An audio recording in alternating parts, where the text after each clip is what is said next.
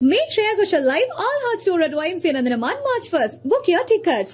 Milky Mist Paneer. Milky Mist Paneer.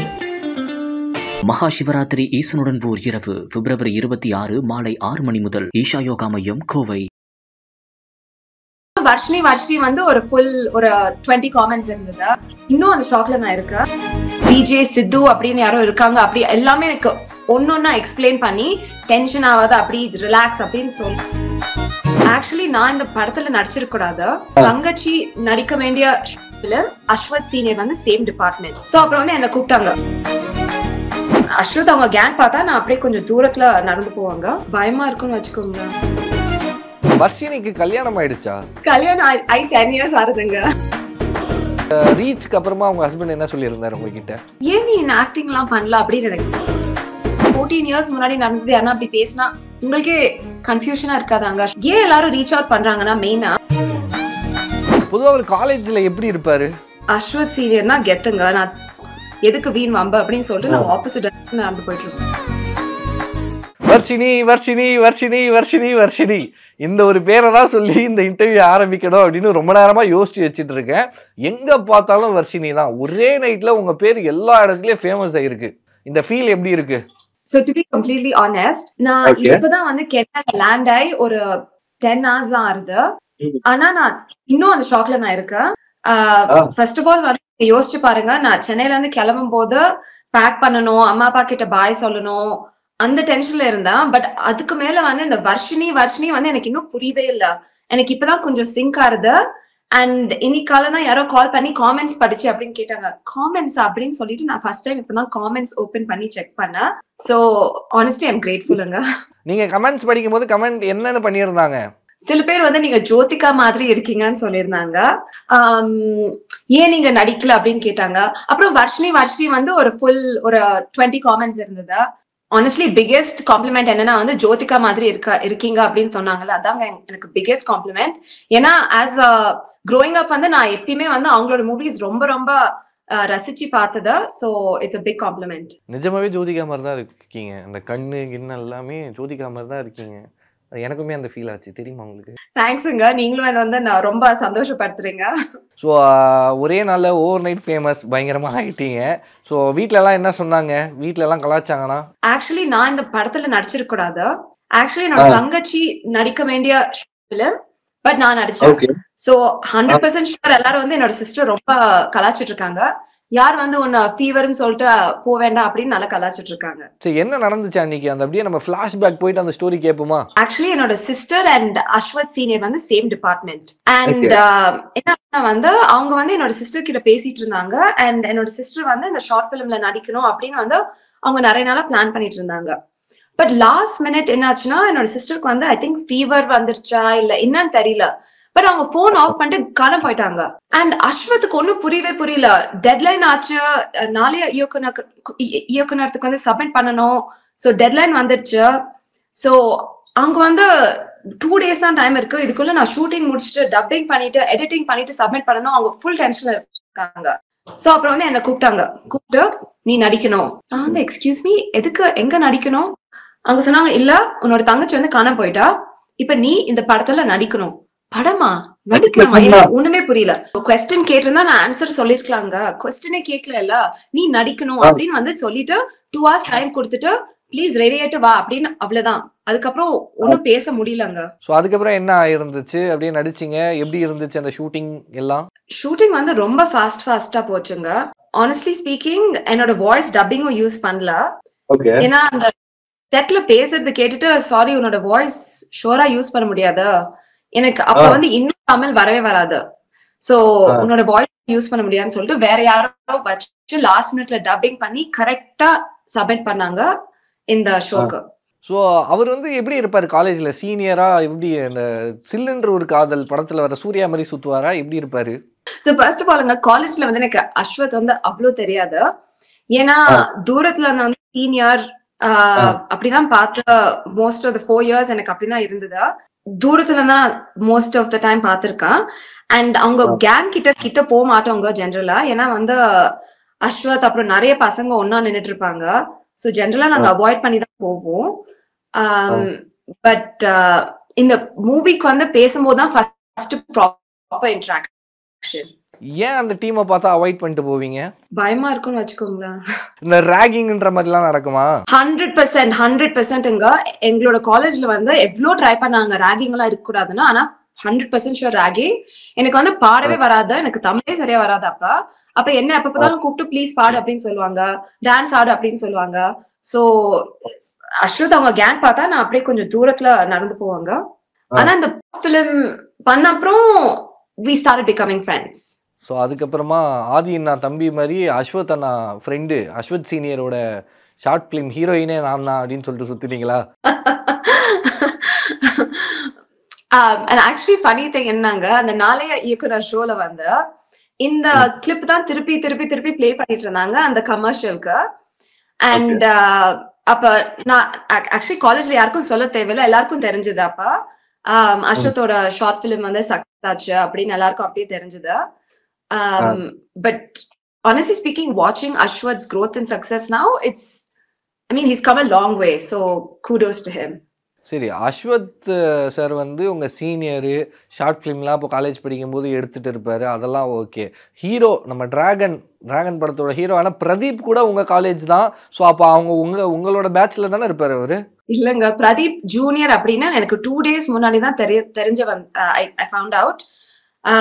Honestly பெரிய ஷாக்குங்க. பிரதீப் என்னோட காலேஜ்னு எனக்கு சீரியஸா தெரியாது. லிட்டரலா எனக்கு 2 days முன்னாடி தான் தெரியும் பிரதீப் ஜூனியர் அப்படின்னு. டிராகன் படம் ரிலீஸ் ஆயிடுச்சு. டிராகன் படம் ரிலீஸ் ஆனதான் ஆச்சு உங்கள் பேரை நடுவில் வந்து நீங்கள் தான் வந்து வேர்ல்டு வைட் செம்ம ஃபேமஸாக இருக்கீங்க. இதை பற்றி அஸ்வத் சார் அவர்கிட்ட டிஸ்கஸ் பண்ணீங்களா, ஏதாச்சும் பேசுனீங்களா? கால் பண்ணாங்க. ஃபர்ஸ்ட் ஆஃப் ஆல் நம்பரே என்கிட்ட இல்லைங்க. ஸோ நான் இன்ஸ்டாகிராம்ல வந்து டெக்ஸ்ட் பண்ணி Ashwath please send me your number அப்படின்னு சொல்லிட்டு கால் பண்ணி வாட் இஸ் ஹேப்பனிங் அப்படின்னு first கொஸ்டினுங்க.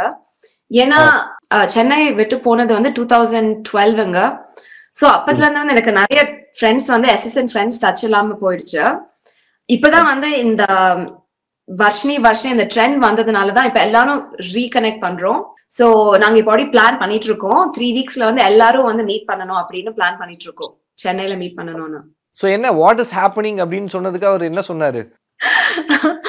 Don't worry, chill, it's nothing, it's just my new movie அப்படின்னு. அவங்க படம் எடுத்தது என்ன கான்செப்ட், ஏன் இந்த ட்ரெண்ட் வந்துச்சு,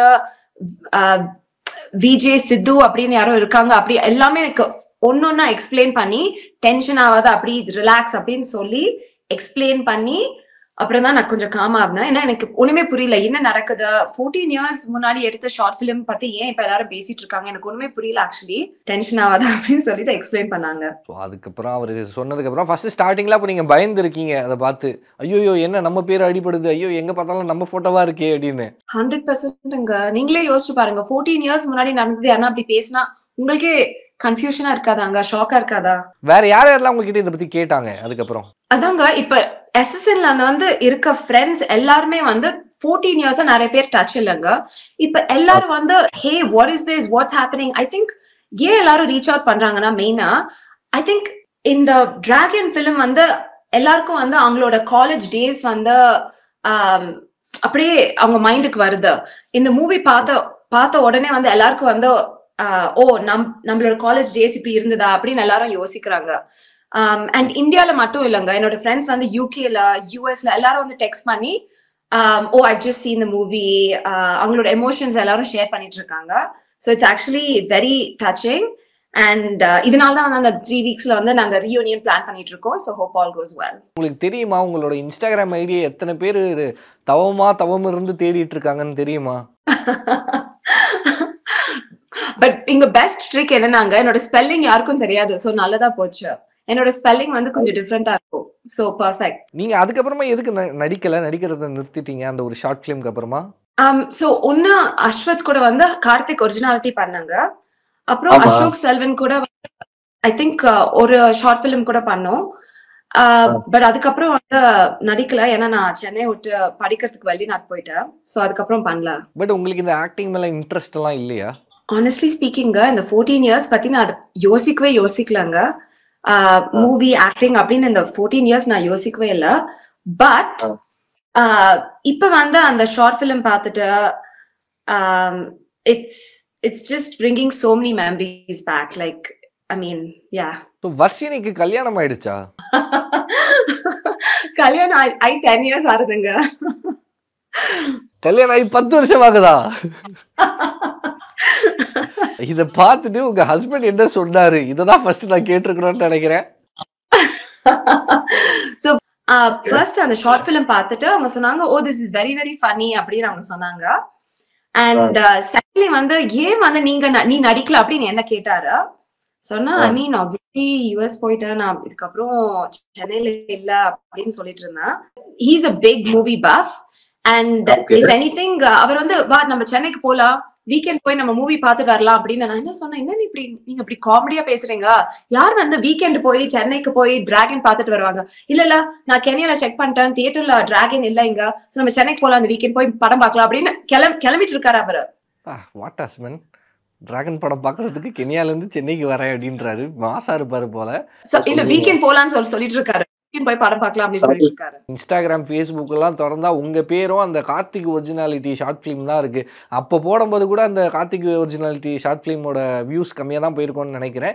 இப்போ மறுபடியும் பார்த்து ஐ எம் வாட்சிங் இன் 2025. இப்போ நான் பார்க்குறேன், ஆஃப்டர் அந்த இன்டர்வியூக்கு அப்புறம் நான் பார்க்குறேன் அப்படின்னு தான் எல்லாருமே கமெண்ட் பண்ணிட்டு இருக்காங்க. ஸோ அந்த ஒரு ஃபேம், அந்த ரீச்க்கு அப்புறமா உங்க ஹஸ்பண்ட் என்ன சொல்லியிருந்தாரு உங்ககிட்ட? அதான் அதே கொஸ்டின் தாங்க, ஏன் நீ ஆக்டிங் எல்லாம் பண்ணல அப்படின்னு எனக்கு கேட்டாரு.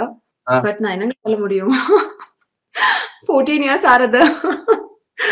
இந்த ஒரு ஃபேம் இருக்குல்ல, இந்த ஒரு விஷயம் நடக்குதுல்ல, ரீச், உங்க பேரும் அந்த ஷார்ட் ஃபிலிமும் ரீச் ஆகுதுல்ல, இது வந்து உங்களுக்கு யார் அனுப்பிச்சாங்க, உங்களுக்கு எப்படி தெரிய வந்துச்சு ஃபர்ஸ்ட்? இது சாட்டர்டே மார்னிங் நான் ஜஸ்ட் ஒரு நார்மல் சாட்டர்டே மார்னிங் மாதிரி ஜஸ்ட் எழுந்து போன் ஓபன் பண்ணா ஒரு 250 மெசேஜஸ். எனக்கு ஒன்னும் புரியல, ஏன் இவ்வளவு மெசேஜஸ் அப்படின்னு எனக்கு ஒண்ணுமே புரியல. ஒன்னு ஓபன் பண்ணா எல்லாருமே வந்து ஃபார்வர்ட்ஸ் அனுப்பிச்சிட்டு இருக்காங்க. நம்ம விஜய் சித்து ஓட vlogs வந்து எனக்கு அனுப்பிச்சிட்டே இருக்காங்க அண்ட் மீம்ஸ் அனுப்பிச்சிட்டே இருக்காங்க. எனக்கு ஒண்ணுமே புரியல. பட் ஃபைனலா அதுக்கப்புறம் தான் நான் அஸ்வத் கிட்ட பேசிட்டு காம் டவுன் கூல் அப்படின்னு அவங்க தான் ஃபுல்லா எக்ஸ்பிளைன் பண்ணது. நெக்ஸ்ட் என்ன பிளான் வச்சிருக்கீங்க? மறுபடியும் வரலாம், மறுபடியும் ஏதாவது ஷார்ட் ஃபிலிம் எல்லாம் நடிக்கலாம் அப்படின்னு ஏதாச்சும் யோசிச்சுட்டு இருக்கீங்களா? எப்படி? இல்லைங்க, நீங்க இப்ப கலாய்க்கிறீங்கன்னு நினைக்கிறேன். ஏன்னா எனக்கு வயசாயிடுச்சு. இப்ப நெக்ஸ்ட் நான்லாம் நடிக்க முடியாதுங்க. வேணா ஒரு அக்கா ரோல் அப்படிதான் நடிக்க முடியுங்க. சோ வயசாயிடுச்சு. சோ இப்போ வர்ஷினி தான் எங்களுக்கு கிரஷ் அப்படின்லாம் சுத்துறாங்க. வர்ஷினிக்கு கல்யாணம் ஆனதே இப்போதான் எனக்கு தெரிஞ்சிச்சு. இப்போதான் இந்த இன்டர்வியூ பார்த்து நிறைய பேருக்கு தெரிஞ்சிருக்கும். வர்ஷினிக்கு 10 வருஷத்துக்கு முன்னாடி கல்யாணம் ஆயிடுச்சு. சரி, வர்ஷினிக்கு 10 வயசுல குழந்தை இருக்கா? நோ, பட் 2 குழந்தைங்க. The first is Shiv and he's 7 years old and second is Neela and she's 5 years old. வர்ஷினிக்கு கல்யாணம் ஆகி 2 குழந்தை ஆயாச்சு. பசங்க ஏதாச்சும் பார்த்தாங்களா இத பத்தி? ஐயோ நீங்க வேறங்க, என்னோட சன் அண்ட் டாட்டர் வந்து முடியவே முடியலங்க. சன் வந்து என்னையே இன்டர்வியூ பண்ணல அப்படின்னு ஒரே அடம், என்ன யாரும் வந்து ஏன் கொஸ்டின் கேட்கல அப்படின்னு ஒரே ரொம்ப சோகமா இருக்காங்க. டாட்டர் என்னன்னா வந்து அப்ப நான் நெக்ஸ்ட் எப்ப நடிக்கலாம் அப்படின்னு அவங்க ரெடி ஆயிட்டாங்க. So this is my daughter. Actually this is her second birthday. 2018 நான் கென்யாக்கு மூவ் ஆனாங்க. அதுக்கு முன்னாடி நான் யூஎஸ்ல இருந்தேன். 2018ல மூவ் ஆயிட்டு அங்கேயே உங்களுக்கு மேரேஜ் எல்லாம் நடந்துருச்சா? சோ ஆக்சுவலி எனக்கு கல்யாணம் வந்து சென்னையில தான் நடந்துச்சுங்க, நம்ம மகாபலிபுரத்துல. சோ கல்யாணத்துக்கு வந்திருந்தாரா உங்க அஸ்வத் சீனியர்? வரலங்க. சோ அதுக்கப்புறம் கடைசியா எப்போ மீட் பண்ணீங்க அவரை? அதுக்கு முன்னாடி கடைசியா பேசினது வந்து 2012. அப்ப யோசிச்சு பாருங்க. பொதுவா அவர் காலேஜ்ல எப்படி இருப்பாரு? அஸ்வத் சீனியர்னா கெத்துங்க, நான் கிளியரா சொல்றேங்க. அவங்களும் அவங்க கேங்கும் நின்னா நாங்க ஆப்போசிட் டைரக்ஷன்ல நடந்து போயிட்டு இருப்போம். எதுக்கு வீண் வம்ப அப்படின்னு சொல்லிட்டு நாங்க ஆப்போசிட் டைரக்ஷன்ல நடந்து போயிட்டு இருப்போம்.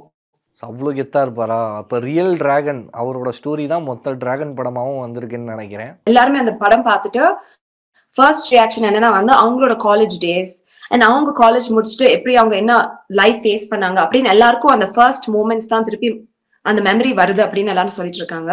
சோ நான் ஷூரா போய் பார்க்கணும். அண்ட் நீங்க கேட்கிற மாதிரி அந்த பிளாஷ்பேக் அப்படின்னு நான் யோசிச்சு பார்க்கலாம். ஏன் நான் படத்துல நடிக்கல காலேஜ் முடிச்சுட்டு அப்படின்னு நானும் யோசிச்சு பார்க்கலாம். இன்னைக்கு கூட அஸ்வத் கிட்ட ஒரே ஒரு கொஸ்டின் கேட்டேன், ஏன்பா நீ வந்து ஃபுல் டைம் ஹீரோவா நடிக்கல அப்படின்னு. அவங்க கிளியரா சொன்னாங்க, இல்ல எனக்கு வந்து ரைட்டிங் அண்ட் டைரக்ஷன்ல வந்து ரொம்ப இன்ட்ரெஸ்ட், நான் ஃபர்ஸ்ட் வந்து அதை ஃபோக்கஸ் பண்ணிட்டு அப்புறமா தான் வந்து ஆக்டிங் பத்தி யோசிப்பேன் அப்படின்னு சொல்லிட்டு இருந்தாரு. So I wish Ashwath the very best. ஏன்னா அவர் ஆக்சுவலி எவ்வளவு கஷ்டப்பட்டிருக்காருன்னு வந்து எனக்கு தெரியும். அந்த ஷார்ட் ஃபிலிம் நடிக்கும் போது கூட வந்து அந்த டெட்லைன் சப்மிட் பண்ணணும், அந்த டெட்லைன் மீட் பண்ணணும் அப்படின்னு எவ்வளவு கஷ்டப்பட்டாருன்னு எனக்கு அப்பதான் வந்து, ஓ நம்ம ஏன் அஸ்வத்தை பார்த்து பயந்துட்டு இருந்தோம், நம்ம ஏன் வந்து அஸ்வத்தை பார்த்து ஒரு ஸ்கேரி பர்சன் அப்படின்னு நான் ஏன் மைண்ட்ல அப்படின்னு அப்பதான் எனக்கு புரிய வந்துச்சு. பிகாஸ் ஐ திங்க் ஏன்னா நம்ம தூரத்துல இருந்து பார்த்து நம்ம நினைச்சுக்கலாம், இல்ல இவங்க வந்து ரொம்ப கெத்த ரொம்ப திமிரு அப்படின்னு நம்ம நினைச்சுக்கலாம். பட் ஒன்லி நம்ம வந்து ஒருத்தரை வந்து மீட் பண்ணி பழகின அப்புறம் தான் நம்மளுக்கு தெரியும், இல்ல அவங்க வந்து அப்படி ஜஸ்ட் நம்ம டிஸ்டன்ஸ்ல நம்ம ஜட்ஜ் பண்ணக்கூடாது அப்படின்னு நம்மளுக்கு தெரியும். Because I think நம்ம எல்லாருமே வந்து வாழ்க்கையில we just want to make it and we just want to work hard and we want to achieve something. So yeah, so I wish Ashwath the very best. ஒன்றும் இல்லைங்க, இப்போ வந்து அவரை college டேஸ்ல அவரை பார்க்கும்போதே கொஞ்சம் பயமா இருக்கும், கெத்து அஸ்வத் சீனியர்னா கெத்து அப்படின்ற மாதிரிலாம் சொல்றீங்க இல்லையா? ஸோ அப்படி இருக்கும்போது அவரை பார்க்கும்போது அவர் எப்படிப்பட்டவர்னு நீங்க நினைச்சிட்டு இருந்தீங்க before doing the short film? Before doing the short film for ஷுவருங்க, அங்க போனா அன்னெசரியா பேசுவாரு, இல்லைன்னா கலாய்ப்பாரு, அண்ட் கொஞ்சம் ரொம்ப ரூடா இருப்பாரு அப்படின்னு பயம் இருந்தது. ஆனா அந்த ஷார்ட் ஃபிலிம் நடிக்கும் போது தான் I saw a different side of Ashwath. Yeah, and he's not rude. He's very friendly. And நீங்களே யோசிச்சு பாருங்க, மூவி ரிலீஸ் ஆன அப்புறம் அவங்க எவ்வளவு பிஸியா இருந்தாலும் போன் எடுத்து எனக்கு அவ்வளோ டீட்டெயிலா எக்ஸ்பிளைன் பண்ணி, இல்லம்மா நீ டென்ஷன் ஆகாதா, அண்ட் நாங்க வந்து பேசி ஆல்மோஸ்ட் ஒரு 15 years ஆறுது, ஆனாலும் அவ்வளோ டைம் எடுத்து எக்ஸ்பிளைன் பண்ணி டென்ஷன் ஆகாதம்மா ஒன்னும் இல்ல எல்லாத்தையும் எக்ஸ்பிளைன் பண்ணிட்டு நல்லா பேசிட்டு போன் வச்சாரு. So and I think that shows you, right? Ashwath வந்து like ஒரு kind hearted person. தூரத்துல இருந்து பார்த்தா அப்படி தெரியாது, but actually kind hearted person. Thank you so much. கென்யால இருந்து நாங்கள் கேட்டோம் அப்படின்றதுக்காக இந்த ஜூம் காலில் எங்களுக்காக இன்டர்வியூ வந்ததுக்கு ரொம்பவே நன்றி. Thank you, all the best. நன்றி, வணக்கம். Thank you very much. Thank you. Meet Shreya Ghoshal live all hearts tour at YMCA Nandanaman March 1st. Book your tickets. Milky Mist Paneer. Milky Mist Paneer. மகா சிவராத்திரி ஈசனுடன் ஓர் இரவு பிப்ரவரி 26 மாலை 6 மணி முதல் ஈஷா யோகா மையம், கோவை.